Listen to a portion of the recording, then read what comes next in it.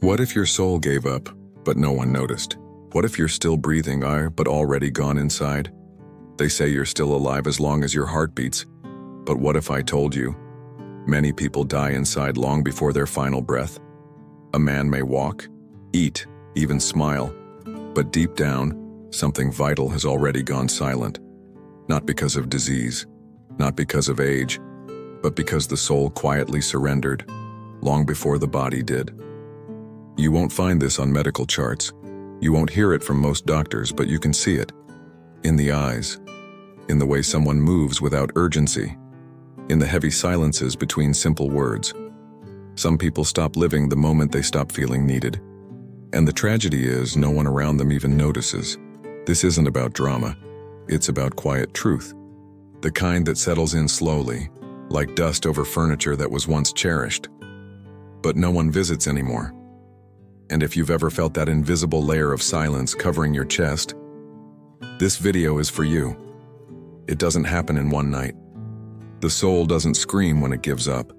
It retreats. It pulls back like a wave that once kissed the shore, now unsure if it should ever return. At first it looks like fatigue, then disinterest, then a constant quiet numbness. You used to feel joy when the sun hit your face in the morning. Now it's just light. You used to cry at movies. Now they're just noise. What changed? People think it's age, but it's not. It's accumulation. Years of swallowing pain without expression, of giving without receiving, of adjusting, always adjusting, until there's nothing left to adjust but the mask you wear. And slowly, you become someone who's technically alive, but emotionally absent. No one notices the shift, because your routines stay the same. You still say, "I'm fine," with the same practiced smile. But something sacred left the room, and it hasn't come back in years. When your soul begins to give up, the first thing that disappears is not your strength. It's your voice. Not the one you use to speak to others, but the one you once used to speak to yourself.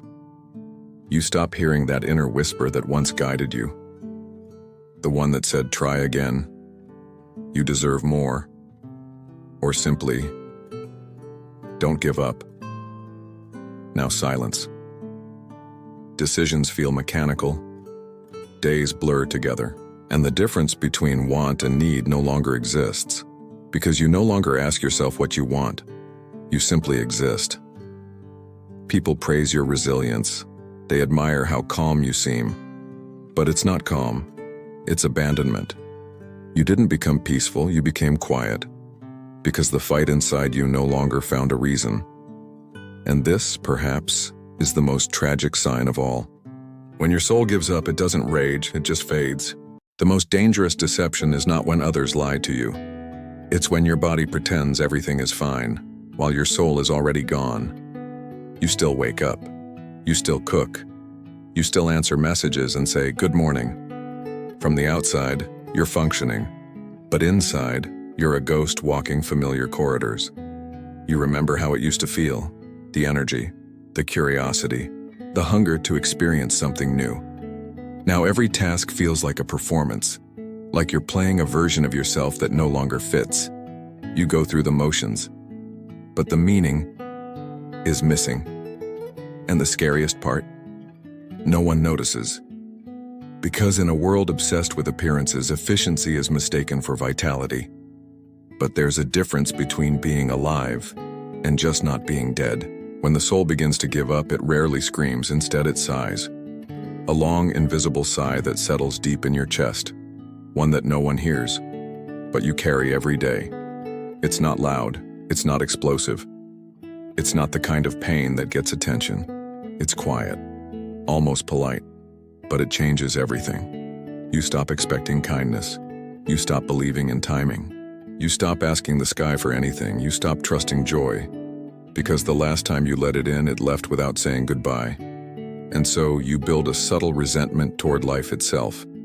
Not out of rage, but from being forgotten. And this resentment, it doesn't destroy you at once. It erodes you. One disappointment at a time. One ignored hope. One unfinished dream. Until one day, you realize, it's not that you stopped living.